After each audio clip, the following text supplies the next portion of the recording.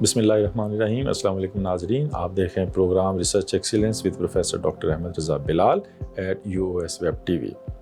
आज के प्रोग्राम में हम डिस्कस करेंगे world medical laboratory professional week को, जो कि एक ख़ास शोबे से मुतल्लिका इवेंट है जिसको हर साल सेलिब्रेट किया जाता है, इंटरनेशनली इसको सेलिब्रेट किया जाता है, लेकिन इसकी आम पब्लिक के अंदर अवेयरनेस काफ़ी कम है।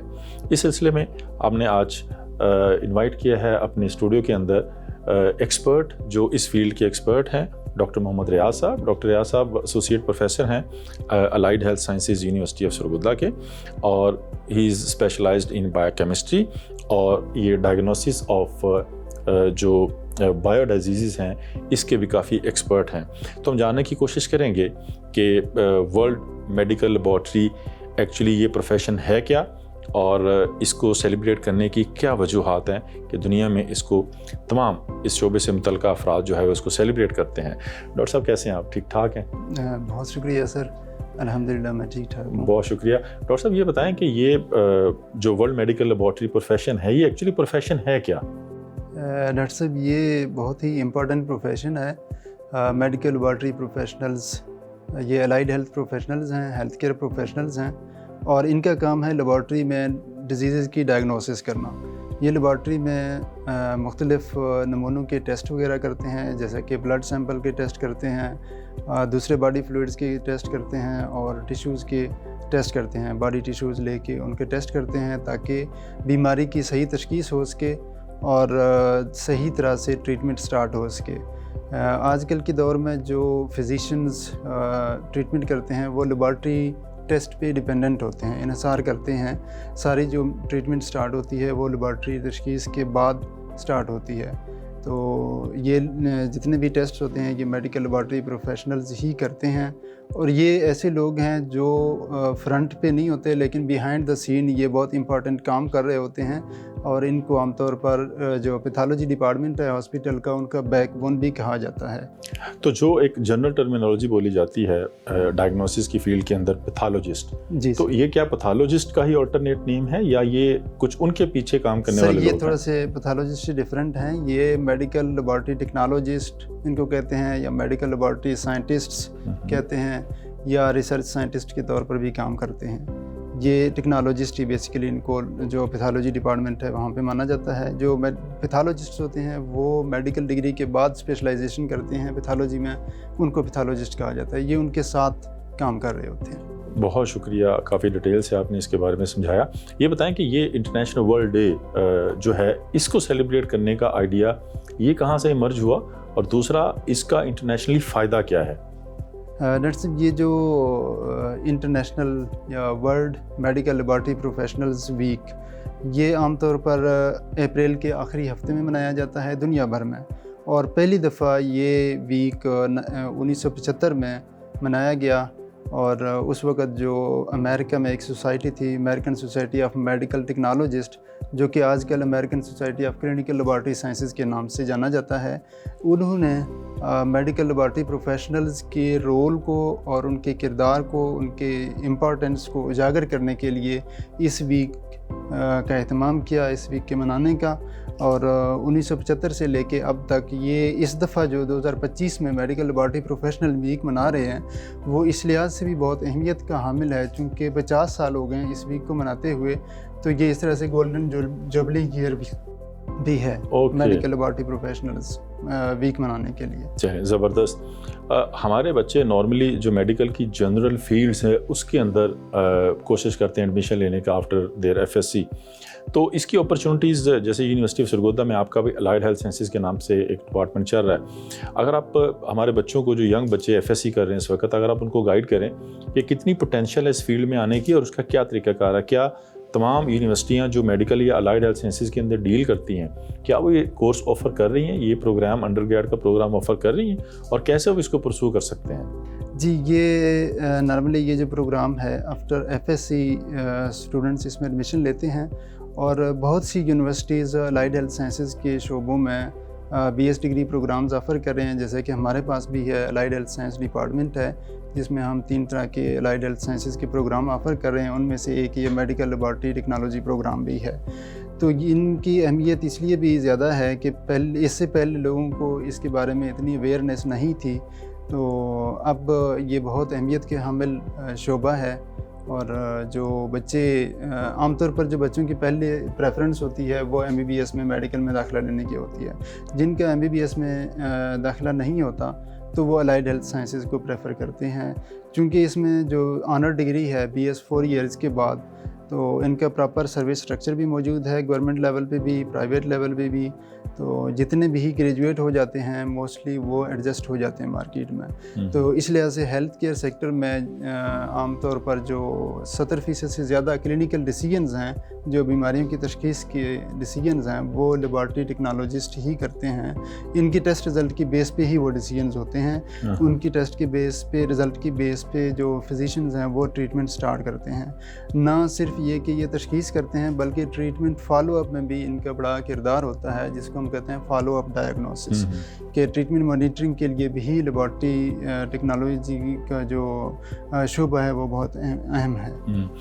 ڈاکٹر صاحب، جیسے جنرل اگر ہم میڈیکل کی بات کریں تو کوئی بھی میڈیکل کا ایسا پروفیشن نہیں ہے، آپ MBBS لے لیں یا کوئی ایسا specialize, for example eye specialist ہیں، ڈینٹسٹس ہیں، یہ کوئی بھی ایسا نہیں ہے جو انٹیگریٹ ہوئے بغیر پورا بزنس اسٹیبلش کر سکے. لیکن جو گفتگو آپ فرما رہے ہیں اس سے یہ لگ رہا ہے کہ بایو ٹیکنالوجسٹ یا جو یہ لیب پروفیشنلز ہیں یہ انڈیپینڈنٹ بزنس اسٹیبلش کر سکتے ہیں فار ڈائگنوسس پرپز، جو کہ ان کے جو بھی تشخیص کردہ ان کے ایشوز ہیں، کازز ہیں، سکنس کی جو بھی ریزنز ہیں، وہ پھر پیشنٹ اپنا جا کے کسی بھی ڈاکٹر کے ساتھ کنسلٹ کر سکتا ہے. تھوڑا اس کے بارے میں گائیڈ کریں کہ کیا آپ انڈر گریڈ کرنے والے بچے اس ڈگری کو کمپلیٹ کرنے کے بعد are they able to establish their own businesses independently اور still they need some sort of integration with medical doctors? Doctor صاحب بہت اچھی بات کی آپ نے، بہت اچھا سوال ہے. اس میں یہ ہے کہ یہ انٹیگریشن ان کو چاہیے ہوتی ہے. آنر ڈگری کے بعد یہ بچے ود انٹیگریشن ہی کام کرتے ہیں، جس طرح آج کل ویسے بھی انٹر ڈسپلنری دور ہے. تو اس میں ٹوٹلی یہ ہے کہ لیبارٹری ڈائگنوسس کے ساتھ ساتھ جو ریڈیوگرافی ڈائگنوسس ہے یا دوسرے جو ڈائگنوسٹک پروسیجرز ہیں ان کے ساتھ انٹیگریشن، اور انڈر گریجویٹ ڈگری کے بعد یہ اپنا بزنس سیٹ اپ کر سکتے ہیں، لیکن ان کے ساتھ ساتھ ان کو پیتھالوجسٹ کی بھی ضرورت ہوتی ہے. پاکستان میں انفارچونیٹلی یہ بھی تھا اس سے پہلے کہ ہمارا کوئی کونسل وغیرہ ایگزسٹ نہیں کرتا تھا، لیکن 2022 سے Pakistan allied health professional council establish ہو گئی ہے اور اب وہ ورکنگ میں ہے. فرسٹ فیز میں انہوں نے جتنے بھی انسٹیٹیوٹ یہ پروگرام آفر کر رہے ہیں ان کی رجسٹریشن کا کام شروع کیا، اور آج کل جتنے بھی لیبارٹری پروفیشنلز ہیں یا دوسرے الائیڈ ہیلتھ پروفیشنلز ہیں ان کی رجسٹریشن کنٹینیو ہے. تو یہ ود انٹیگریشن ہی کام کرتے ہیں.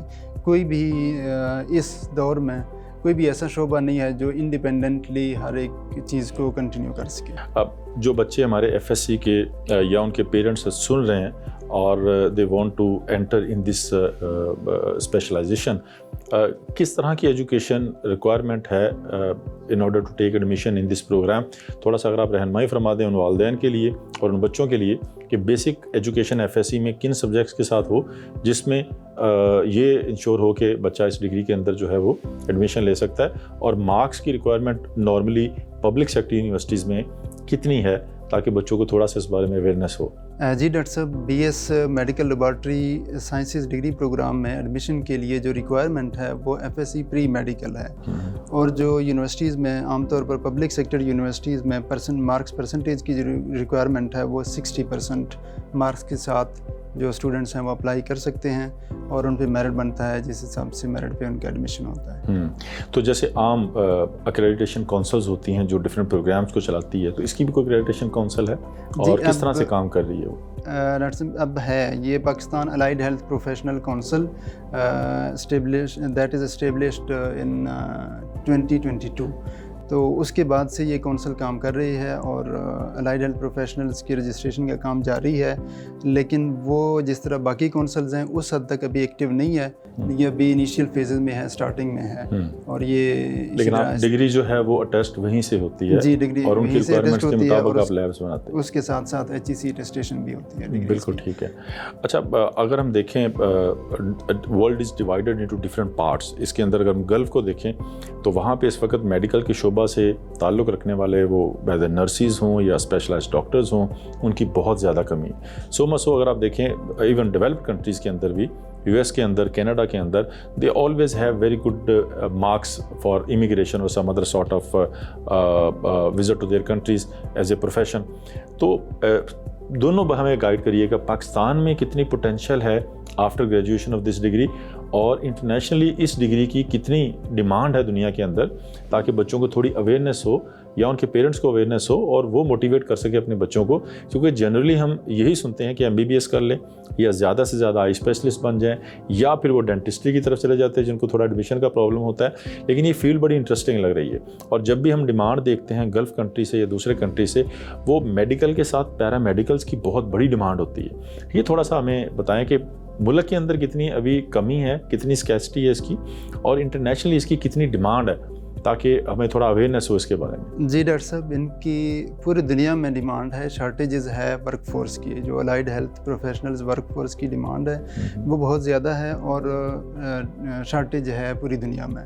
پاکستان میں بھی بہت ہے, لیکن پاکستان میں اب اس دور میں بہت ساری یونیورسٹیز میں ہیں جو یہ ڈگری پروگرامز آفر کر رہے ہیں, لیکن جتنے بھی ہمارے پاکستان کے ہی گریجویٹ ہیں وہ پوری دنیا میں سرو کر رہے ہوئے ہیں اس وقت, خاص طور پر مڈل ایسٹ میں یا UAE, دبئی, اس طرح کے علاقوں میں, سعودی عربیہ میں, ایون کہ USA میں بھی ہمارے جو گریجویٹس ہیں وہ کام کر رہے ہوتے ہیں, اپنے خدمات سر انجام دے رہے ہوتے ہیں, کینیڈا میں, آسٹریلیا میں.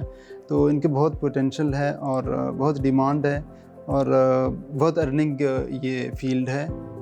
جس طرح باقی میڈیکل فیلڈز ہیں ان کے پیرلل ہی ان کی بھی ارننگ بہت زیادہ ہے, اور یہ بہت. کیا ہمارے ہاں بھی اسی طرح کے اپرچونٹیز ہیں کہ پاکستان کے اندر بھی اس کی کمی ہے اور ابھی بہت بڑا گیپ ہے جس کو فل کیا جانا ہے؟ جی ڈاکٹر صاحب, اس میں ابھی بھی گیپ ہے, آلدو پہلے کی نسبت اب کم ہو گیا ہے. بہت سارے گریجویٹس ہو گئے ہیں اور وہ اپنی خدمات سر انجام دے رہے ہوتے ہیں, لیکن ابھی ہم یہ نہیں کہہ سکتے کہ 100% یہ جو ریکوائرمنٹس ہے وہ فلفل کر رہے ہوتے ہیں. بہت شکریہ, بہت شکریہ, آپ نے بڑی قیمتی معلومات دی. ناظرین, میڈیکل لیبارٹری پروفیشن یہ ورڈ از ناٹ کامن.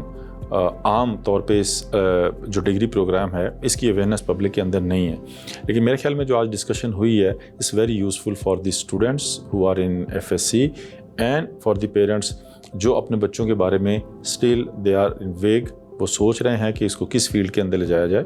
تو میرے خیال میں صرف MBBS ڈاکٹرز پروڈیوس نہیں ہونے چاہیے, بلکہ ان کے ساتھ اسپیشلائزڈ الائیڈ فیلڈس کے لوگ بھی اسی طرح سے تیار ہونے چاہیے, کیونکہ earning is one thing, national service is the second thing. تو مجھے امید ہے کہ انشاءاللہ اس پروگرام سے کافی مفید انفارمیشن آپ کو ملی ہوگی. ہمارے ساتھ کنیکٹ رہیے گا, دیکھتے رہیے گا US Web TV. پھر ملیں گے انشاءاللہ اگلے پروگرام کے ساتھ. السلام علیکم.